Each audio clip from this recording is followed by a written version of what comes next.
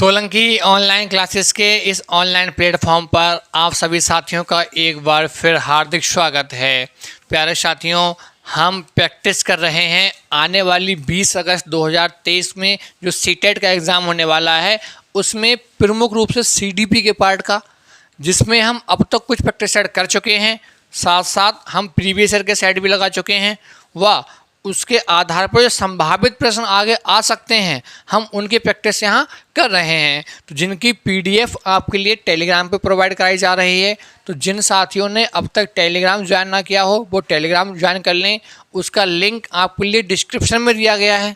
वाह, यदि साथियों ने अभी तक चैनल सब्सक्राइब ना किया हो तो वो सब्सक्राइब कर लें व अधिक से अधिक वीडियोज़ को शेयर करते रहें, जिससे आपको व आपके साथियों को इनका लाभ मिल सके। तो चलिए देर ना करते हुए हम आज शुरुआत करते हैं इस महत्वपूर्ण प्रश्नोत्तरी की। तो जैसा कि आप स्क्रीन पे प्रश्न को देख पा रहे होंगे, तो आपके समक्ष जो फर्स्ट क्वेश्चन आपके लिए दिया है, फर्स्ट क्वेश्चन ये आपके लिए कि आरटीई अधिनियम 2009 राइट टू एजुकेशन एक्ट 2009 जो है हमारा कि का मुख्य उद्देश्य क्या था। ऑप्शन ए, यह सुनिश्चित करना कि भारत में प्रत्येक बच्चे को गुणवत्तापूर्ण प्राथमिक शिक्षा दी जाए या शिक्षा प्राप्त हो सके। तो देखिए जो आरटीई मतलब RT right to education act जो कि कब आया तो 2009, इसका मुख्य उद्देश्य ये था कि भारत में कोई भी बच्चा शिक्षा से वंचित ना रह जाए। ठीक।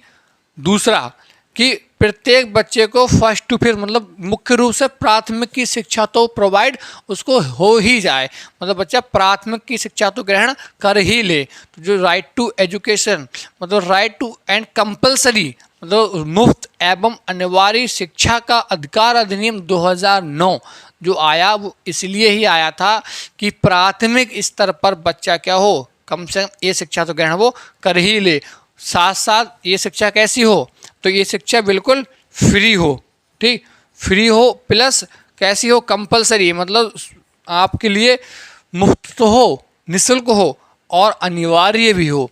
आई होप आपको समझ आया होगा। तो जो ए ऑप्शन होगा हमारा बिल्कुल यहाँ पे राइट होगा। बी ऑप्शन में क्या कह रहा है कि बच्चों के लिए वरिष्ठ माध्यमिक, तो ये बाद की बात कही गई थी। सी दिया है कि आपके लिए गुणवत्तापूर्ण व्यावसायिक शिक्षा दी जाए। डी दिया है ए और बी दोनों। तो जो मुख्य रूप से है वो प्राथमिक के लिए ही था, हालांकि इसमें उच्च प्राथमिक के लिए की बात कही गई थी, साथ साथ व्यावसायिक शिक्षा की भी बात कही गई थी, लेकिन जो मुख्य रूप से जो बल दिया गया था वो प्राथमिक के लिए ही दिया गया था। हमारे भाई बताया मुख्य उद्देश्य क्या था। मुख्य उद्देश्य ये था कि जब फर्स्ट टू फिफ्थ मतलब प्राइमरी में अप्लाई हो जाएगा तो आगे फिर उससे फॉलो धीरे धीरे करते चले जाएंगे। तो आई होप आपको समझ आया होगा। तो आंसर हमारा कौन सा होगा, ऑप्शन ए बिल्कुल राइट होगा यहाँ। नेक्स्ट क्वेश्चन देखिए। नेक्स्ट क्वेश्चन ये आपके समक्ष निम्नलिखित प्रश्नों के उत्तर देने के लिए सही सबसे उपयुक्त विकल्प का चयन कीजिए। जो विकल्प सबसे सही हो उसका चयन कीजिए। पहले क्वेश्चन में क्या दिया है, अगर अधिगमकर्ताओं की उपलब्धि का आकलन शिक्षकों की सहायता करता है। अधिगमी मतलब बच्चों का आकलन जो होता है वो शिक्षकों की किस प्रकार से हेल्प करता है। ऑप्शन ए दिया है शिक्षण अधिगम विधियों में प्रभावशीलता का मूल्यांकन करने में जो टीचिंग स्किल्स हैं हमें उनका पता लगता है कि हमारी टीचिंग स्किल्स के थ्रू बच्चा कितना समझ पाया। तो जो ऑप्शन होगा हमारा है कौन सा, ए ऑप्शन बिल्कुल राइट होगा। नेक्स्ट क्वेश्चन देखें, एक सामान्य बुद्धि वाला बच्चा भाषा को पढ़ने और समझने में संघर्ष करता है तो पठन संबंधी जो विकार है, तो पठन संबंधी कौन सा, सबको पता है पठन संबंधी होता है डिसलेक्सिया। तो ऑप्शन हमारा यहाँ कौन सा होगा, बी ऑप्शन बिल्कुल राइट हो जाएगा। चलिए नेक्स्ट, निम्नलिखित प्रश्नों के उत्तर देने के लिए सही उपयुक्त विकल्प का चयन कीजिए। ए, विद्यालयों पर भार बढ़ा दें या विद्यालय पर क्या होगा, भार बढ़ जाएगा। बी, शिक्षकों के प्रति दृष्टिकोण एवं विषय वस्तु और धारणा परिवर्तन करने की अपेक्षा रखता है।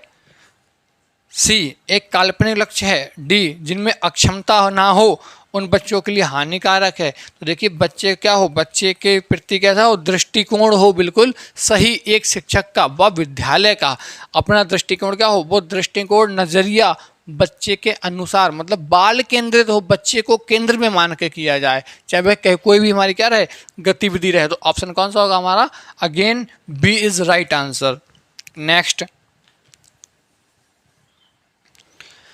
निम्न में से कौन सी समावेशी शिक्षा का दोष है, मतलब जो समावेशी एक्सक्लूसिव एजुकेशन जो है हमारी समावेशी शिक्षा है, इसमें से ये किसका विरोध करती है या इसमें कमी क्या है।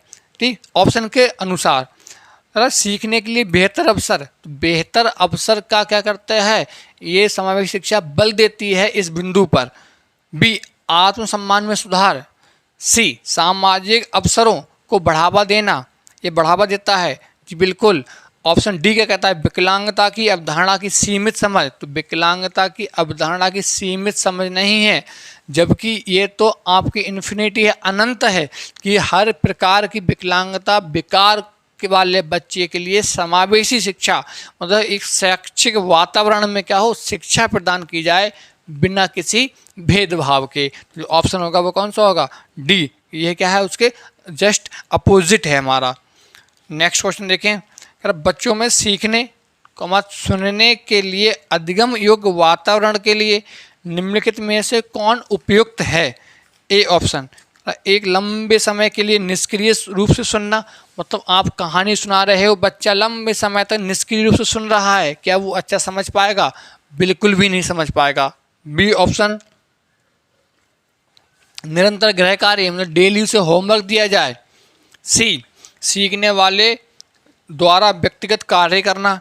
डी शिक्षार्थियों को क्या सीखना है कैसे सीखना है उसके बारे में निर्णय लेने की इजाज़त हो, मतलब बच्चा डिसीजन कर पाए कि हमें क्या सीखना है क्या नहीं सीखना है। क्यों, क्योंकि बच्चा किस फील्ड में इंटरेस्ट रखता है आप उसकी लर्निंग उसी फील्ड में करा सकते हैं, अदर फील्ड में आप नहीं करा सकते। तो ऑप्शन होगा हमारा कौन सा, डी ऑप्शन बिल्कुल राइट होगा। नेक्स्ट, एक व्यक्ति के दृष्टिकोण से सामाजिकरण की प्रक्रिया में शामिल है। ऑप्शन ए सामाजिक व्यवहार अधिगम और स्वयं का विकास, तो जो सामाजिक विकास होता है इसमें बच्चा क्या करता है स्वयं का विकास करता है प्लस सामाजिक मूल्यों का भी विकास करते हुए वो चलता है। तो ये यहाँ हमारा जो ऑप्शन होगा वो बिल्कुल करेक्ट ए ऑप्शन होगा हमारा कि सामाजिक विकास में बच्चा क्या करता है अपने विकास के साथ साथ समाज का भी विकास करता है। नेक्स्ट क्वेश्चन, दूसरों अपने सिद्धांत में कुत्ते पर प्रयोग किस मनोवैज्ञानिक ने किया। तो बहुत बार आपके लिए अब तक के प्रैक्टिस सेट में मैंने कराया था कि देखिए ऑप्शन के अनुसार देखते हैं सभी के लिए। ए ऑप्शन क्या दिया, वाटसन, तो वाटसन ने प्रयोग किया था 11 माह के अपने पुत्र किस पर, तो अल्बर्ट पर, क्लियर। बी पावलाव, पावलाव ने प्रयोग किया किस पर, तो कुत्ते पर। सी स्किनर, स्किनर ने प्रयोग किया किस पर भाई, चूहे पर। डी कर्ट लेविन, तो कर्ट लेविन का कौन सा है, इनका है चिन्ह अधिगम का सिद्धांत। ठीक, इनका क्या है चिन्ह अधिगम का सिद्धांत है हमारा, और इन्होंने भी किस पे प्रयोग किया था, इन्होंने चूहे पर ही प्रयोग किया था। ठीक, इनके और भी प्रयोग हैं कर्ट लेविन के। तो जो वाटसन पावला महोदय जी हैं, पावला महोदय ने क्या किया था, कुत्ते पर प्रयोग किया। तो ऑप्शन हमारा बी बिल्कुल राइट होगा। नेक्स्ट दिया आवश्यकता अधिगम का सिद्धांत निम्न में से किस मनोवैज्ञानिक ने दिया। तो आवश्यकता अधिगम का सिद्धांत निम्न में से किस मनोवैज्ञानिक ने दिया। तो मनोवैज्ञानिक थे हमारे CL हल, और CL हल ने क्या किया कि अपने सिद्धांत में जो कहा उन्हीं के सिद्धांत के आधार पर लिए गए मोटिवेशन के तत्व, और मोटिवेशन के तत्व जो लिए गए वो हल के सिद्धांत से, और उनमें दूसरे नंबर का जो एलिमेंट तत्व रखा वो कौन सा था हमारा, वो आवश्यकता ही था। तो जो ऑप्शन होगा हमारा कौन सा, बी ऑप्शन बिल्कुल राइट हो जाएगा। नेक्स्ट देखें, निम्न में से किस समस्या समाधान विधि में समस्या तक पहुंचने के लिए कई प्रयास किए जाते हैं। तो ट्रायल एंड एरर थ्योरी जो आई वो थॉर्नडाइक महोदय ने दी। तो ये किसमें होता है, ये परीक्षण एवं त्रुटि विधि में क्या होता है कि अपने लक्ष्य तक पहुंचते समय बीच में क्या होते हैं, विभिन्न हमारे गलतियाँ होती हैं, हम उनको सुधार करते हैं, तब जाके हम फाइनली अपने डेस्टिनेशन तक पहुंच पाते हैं, लक्ष्य तक पहुंच पाते हैं। तो जो ऑप्शन होगा हमारा वो सी बिल्कुल राइट हो जाएगा। चलिए आगे देखें, नेक्स्ट क्वेश्चन क्या कह रहा है आपके लिए स्क्रीन पर।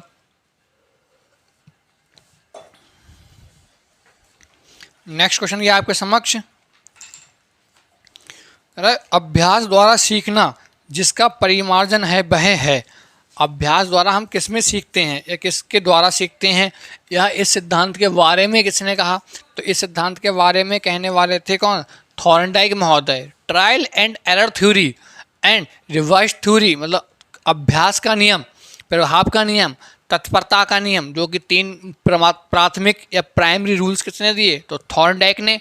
और 5 दिए हमारे सेकेंडरी रूल्स या गौण नियम, जिसे या द्वितीयक नियम के नाम से जाना जाता है। तो ऑप्शन ए कह रहा है अभिप्रेरणा, बी व्यवहार। तो ये सब क्या है? ये सब है व्यवहारवादी। तो व्यवहारवादियों का मानना ही यह था कि जो अधिगम है वो कहता है व्यवहार में सुधार से होता है। तो ये सब व्यवहारवादियों का मानना है। तो ऑप्शन हमारा बी बिल्कुल राइट होगा।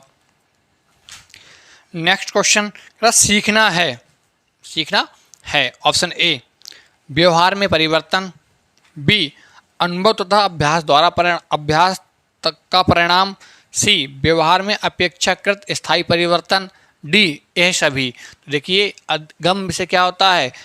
व्यवहार में परिवर्तन भी होता है, अनुभव भी सीखता है और अपेक्षाकृत स्थायी परिवर्तन भी होता है। तो ऑप्शन कौन सा होगा हमारा यहाँ पे?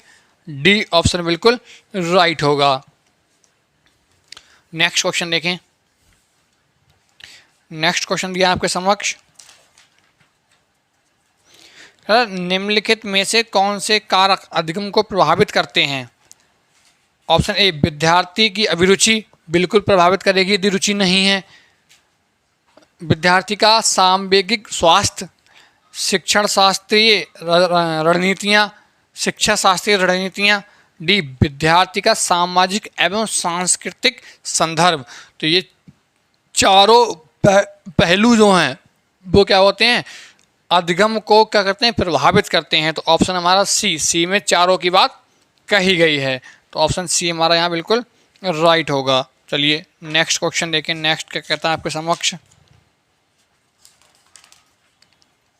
नेक्स्ट यह, जब शिक्षार्थियों को समूह में किसी समस्या पर चर्चा करने का अवसर दिया जाता है तब उनके सीखने का वक्र कैसा होता है?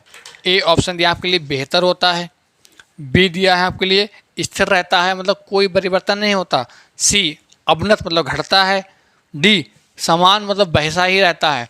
जब समूह में चर्चा होती है तो उसका अधिगम कैसा होता है? वो अधिगम होता है बेहतर, मतलब और बढ़ता चला जाता है। क्यों? समूह में विभिन्न प्रकार के बच्चे बैठे होते हैं और हर एक बच्चा अपने मत को प्रस्तुत करता है, ठीक। तो क्या होता है? यहाँ से अधिगम और बेहतर होता है। Next question, next and last question आपके लिए दिया है स्क्रीन पर। जिस वक्र में प्रारंभ में सीखने की गति तीव्र होती है और बाद में एक क्रमशः मंद मतलब धीमी हो जाती है उसे कहते हैं। ऑप्शन दिया है ए उन्नतोदर मतलब कॉन्वेक्स कर्व, बी नतोदर वक्र, सी मिश्रित वक्र, डी यह वक्र रेखा नहीं होती। तो जिसमें सीखने गति कैसी हो?